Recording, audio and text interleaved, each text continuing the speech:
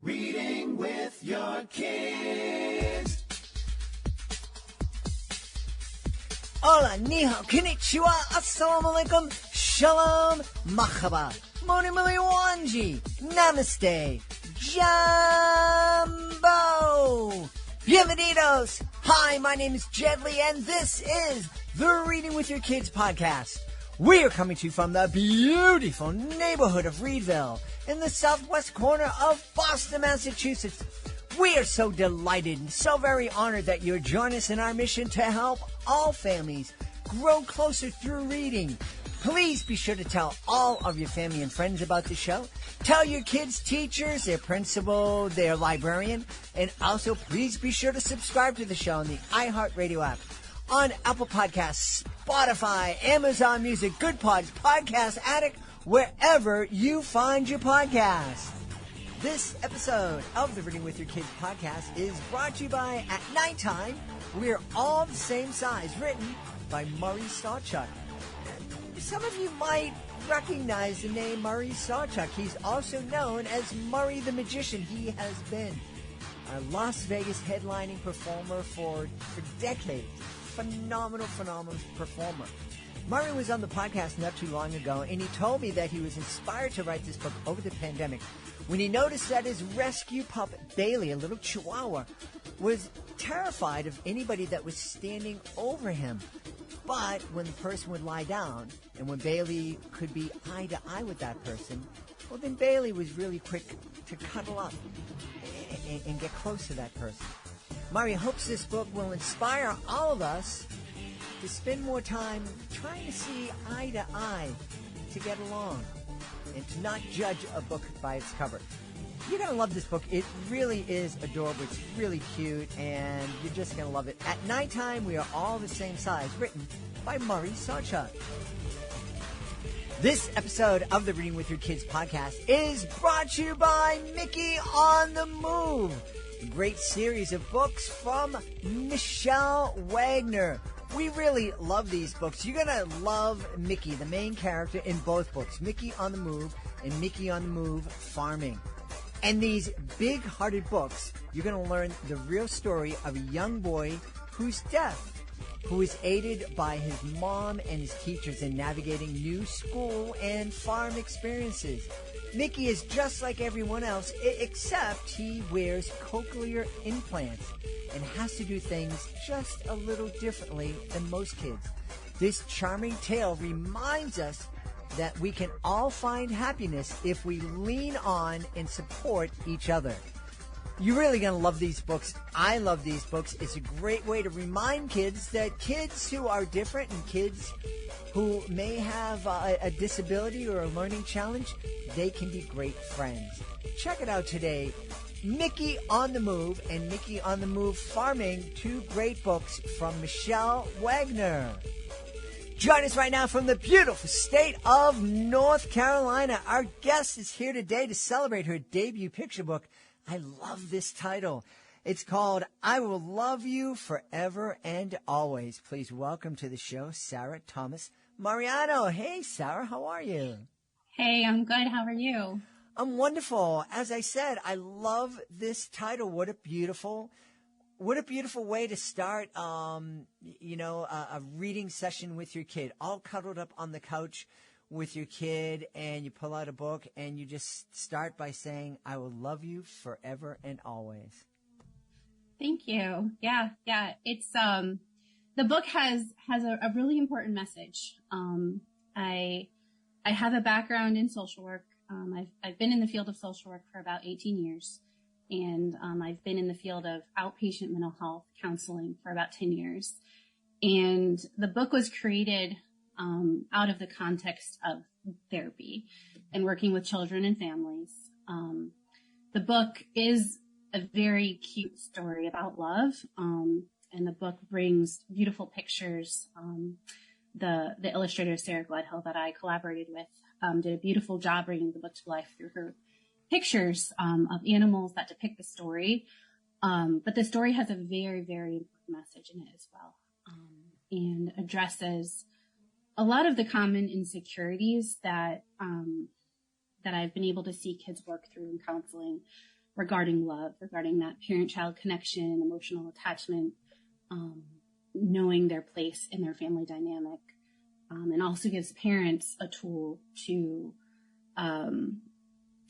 discuss this concept of what unconditional love really means from parent to child. And so it's meant to really serve as a tool, whether that was in a therapeutic setting, whether that was a therapist using this book as a tool within a therapy setting, or whether it was used in a home setting, just, parent to child, but to serve as a means to create these conversations about what unconditional love looks like in families, especially in light of many of those insecurities that kids may develop. You're right that it seems like it should be like an easy thing for a parent to turn to their kid and say, I will love you forever and always.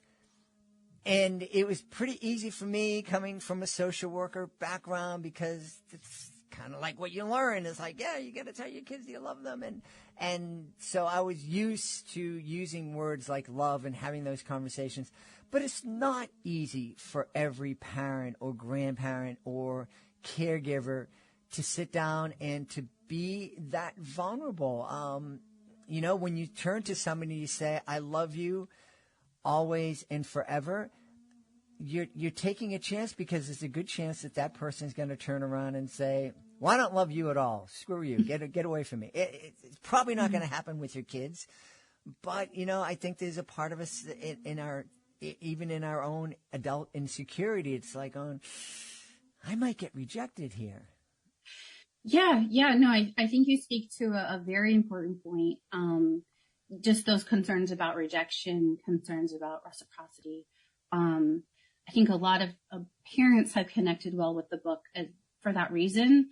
I think, some of the themes that I've seen parents discuss in response to the book are feeling insecure in how they show love, feeling insecure in how their child receives their love. When we think about the different love languages, for example, is my child speaking the same love language as me? Does my child understand my efforts to show love?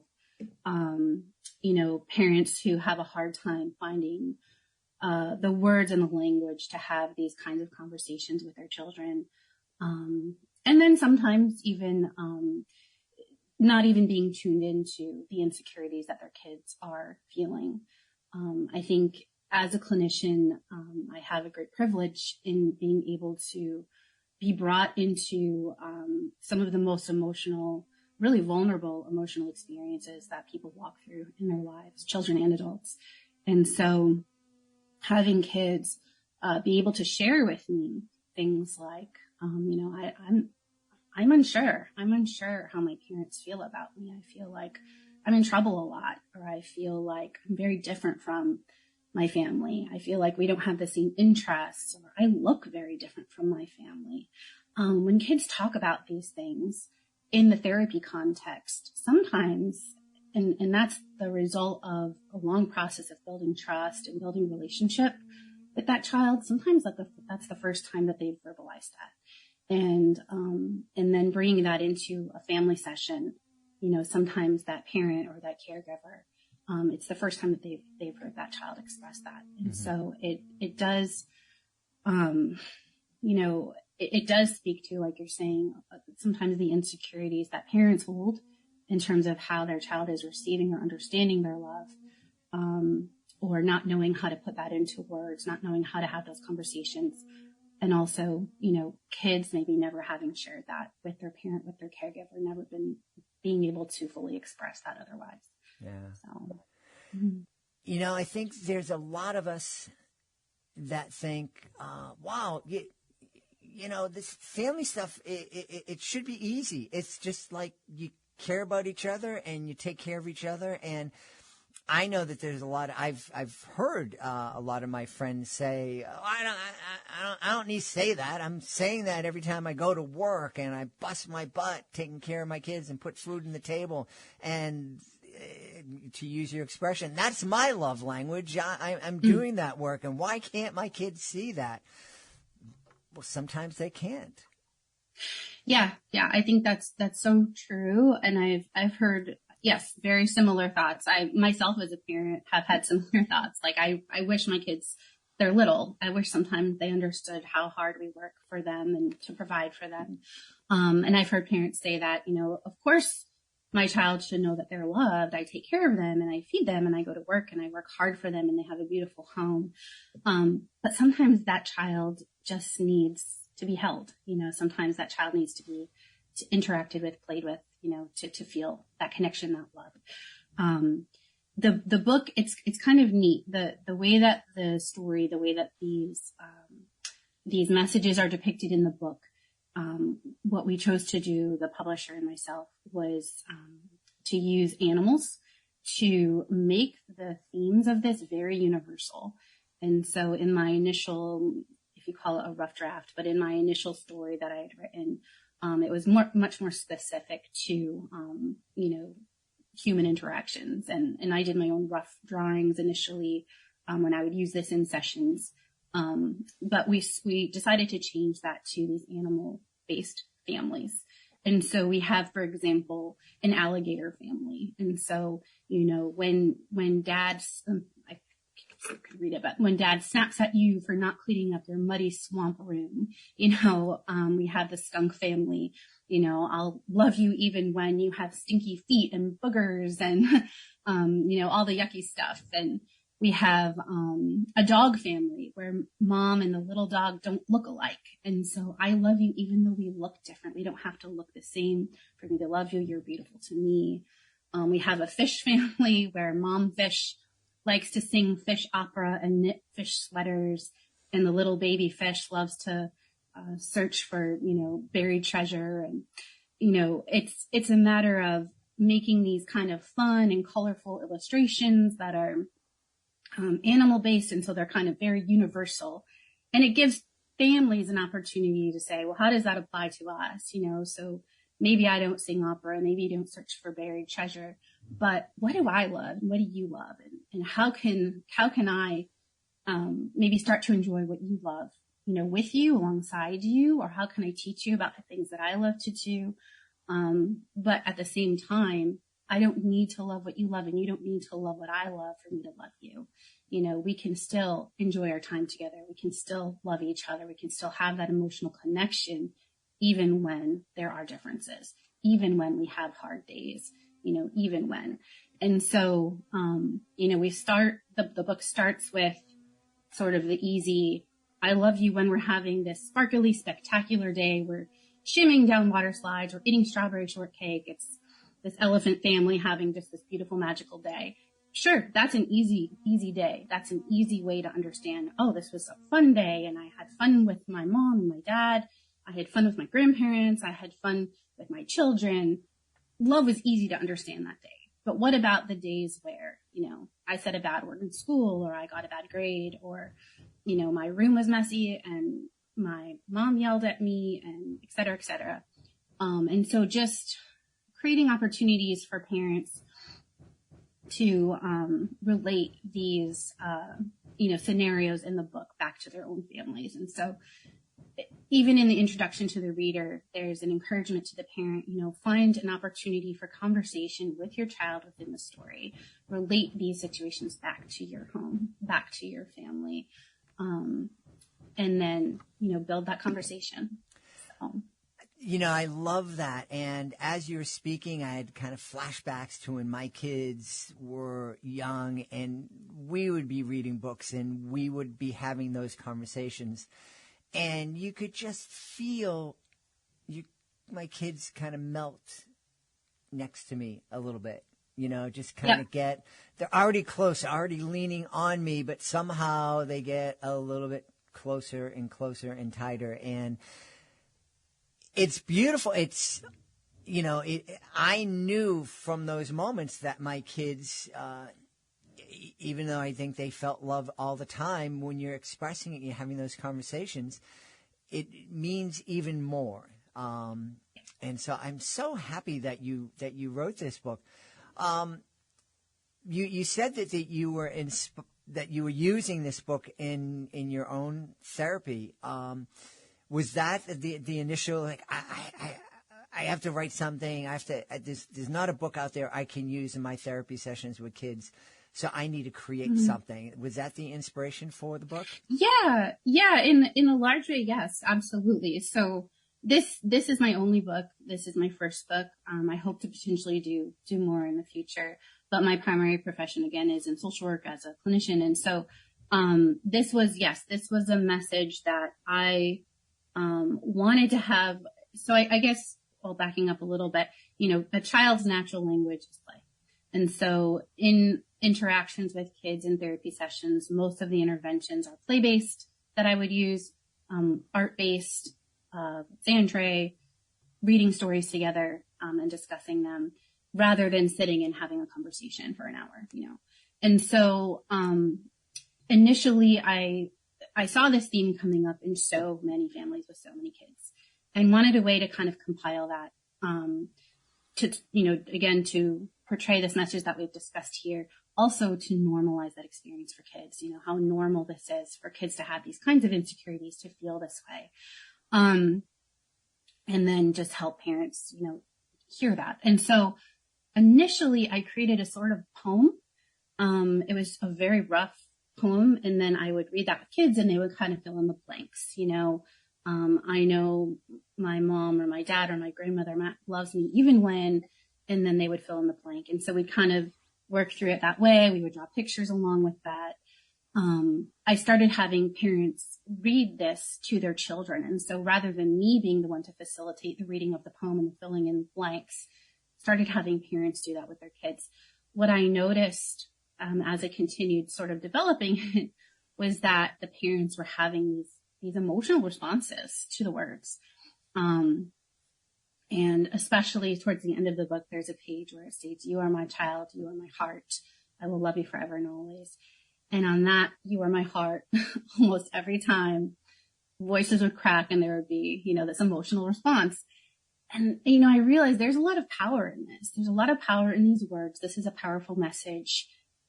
And how can I use this more? How can I develop this to reach more families?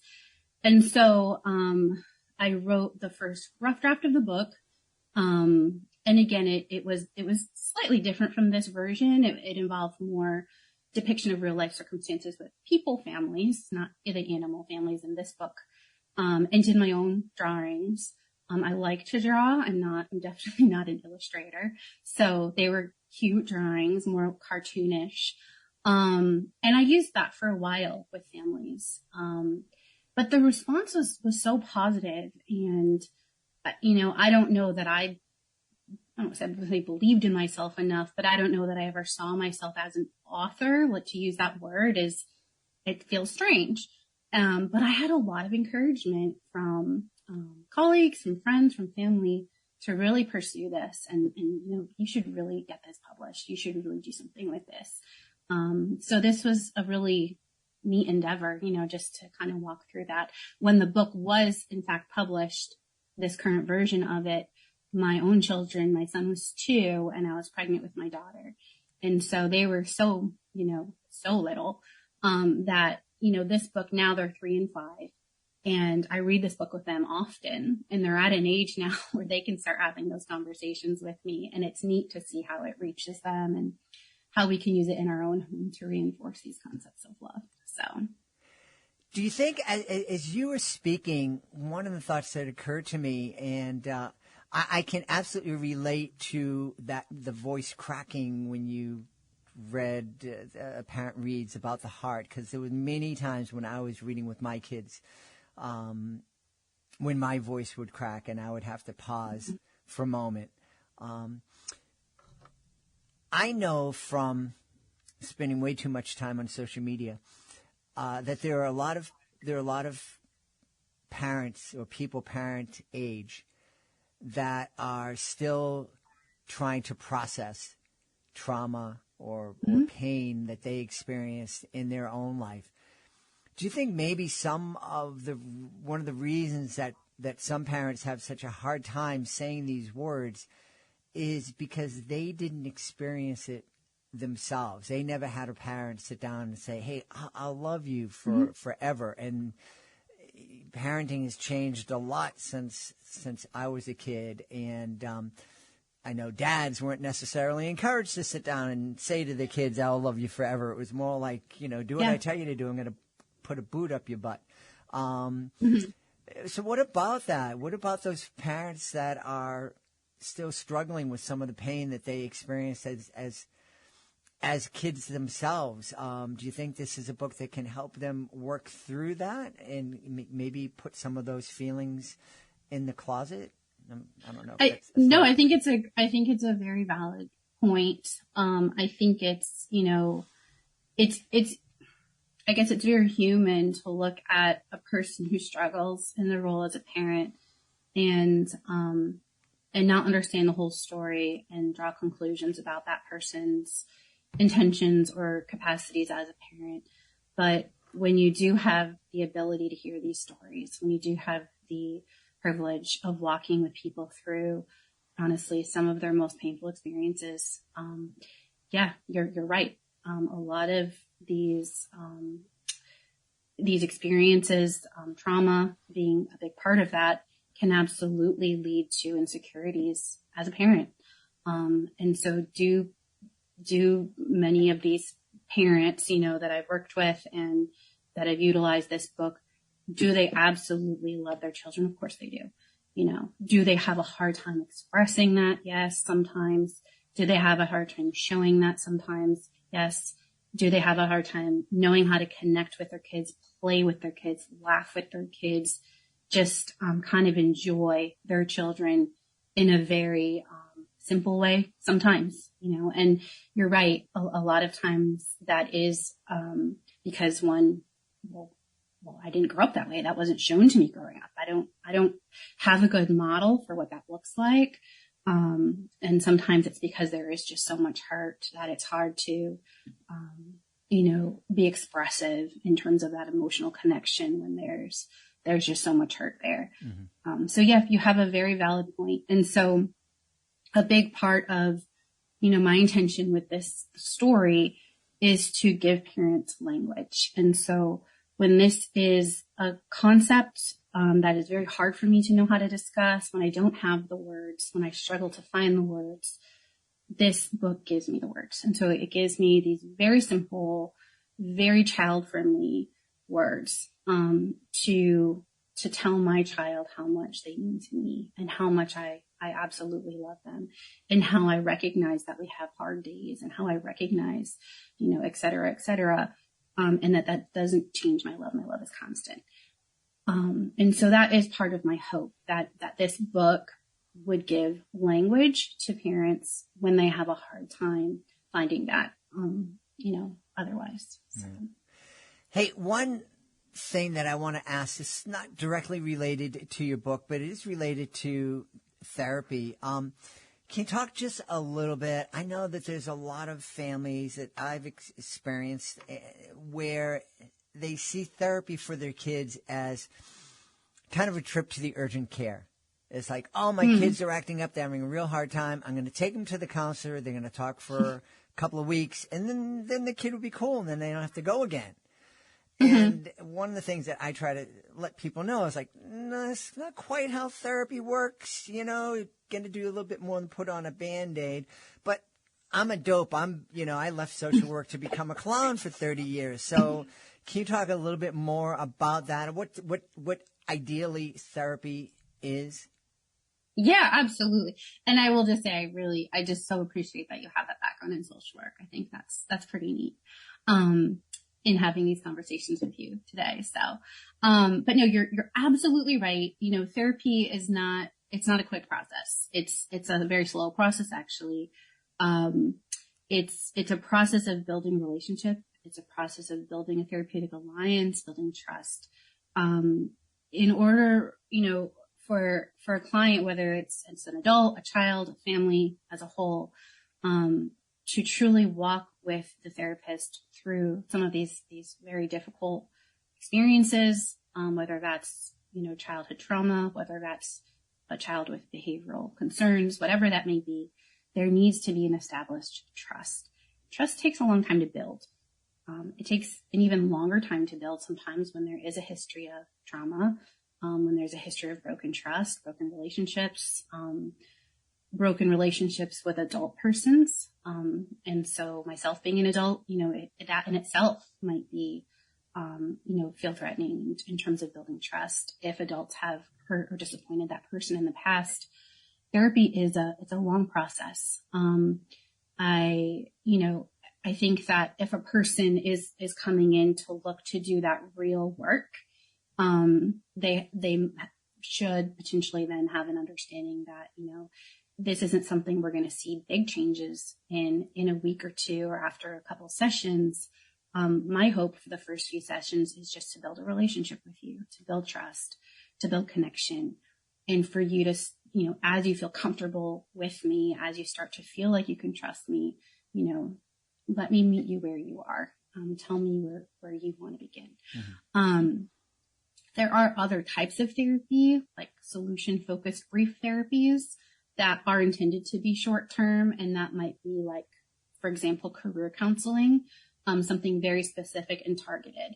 But maybe that has less to do with a therapeutic relationship, mm-hmm. But in a lot of this work that I personally do, the relationship is truly the foundation of the therapy. Yeah. So, yeah, absolutely. I'm so happy that you shared that. And I'm not just a clown. I know a little bit about what I'm talking about, family. You do. Anyways, hey, you mentioned that this is your debut picture book. Are you hoping to write more? I'd like to. Honestly, this has been such a neat process. It's different than what I typically do. It's fun. It's exciting. I'm learning a lot in the process. And, just this past month, I've had some literary reviews come in that have been very positive. So I feel very encouraged by that.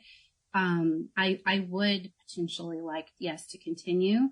Most likely, if I continued to write, it would be very similarly books that help kids or families through transitions, areas of insecurity, significant life changes, things like that. I have a rough draft that I've written of a book on grief, mm-hmm. helping children walk through grief. I haven't decided yet if I'm going to publish that or pursue that. But that would potentially be, maybe the next book, if I follow that path. So. Super. Yeah. Well, where can people go to find out more about you and find out more about I Will Love You Forever and Always? Sure. So, the book is available on Amazon. I know the title isn't too unique. So if you type the title in the search bar, just put my last name, just put I Will Love You Forever and Always Mariano, Mariano, so that it'll come up more easily. It's also available from most online bookstores. Barnes & Noble, Target online have it. The publisher is Atmosphere Press, and I have a clinician bio that also has links to the book at peakprofessionalgroup.com. It's PEAK. It's also available on Goodreads. So, wonderful. Thank you. We've had a really wonderful time speaking to the author of the debut picture book, I Will Love You Forever and Always. Our guest has been Sarah Thomas Mariano. Sarah, thanks so very much. This has been a wonderful conversation. Thank you so much. I really appreciate it. We hope you've enjoyed this episode of the Reading with Your Kids podcast and will join us for the next exciting episode of the show. We are so grateful that you're part of our beautiful Reading with Your Kids family. We'd love for you to connect with us on social media, facebook.com/readingwithyourkids, at Reading with Your Kids on Instagram, at Jedley Magic on Twitter. If you are on LinkedIn, please connect with Jed Doherty. We also have a Reading with Your Kids page on LinkedIn. We would love for you to visit our website, readingwithyourkids.com. Authors, click on the Authors Click Here button to find out how you can be a guest here on the show and find out how we can help you celebrate your book with the world.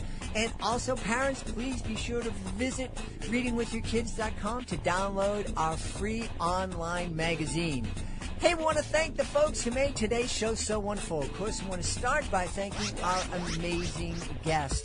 I also want to thank my team, Fatima Khan, Rory Grady, Chris Doherty, Ann O'Leary, Soji Franklin. I want to thank my beautiful wife for all the support she gives me. Most of all, we all want to thank you. thank you so much for taking the time to join us today.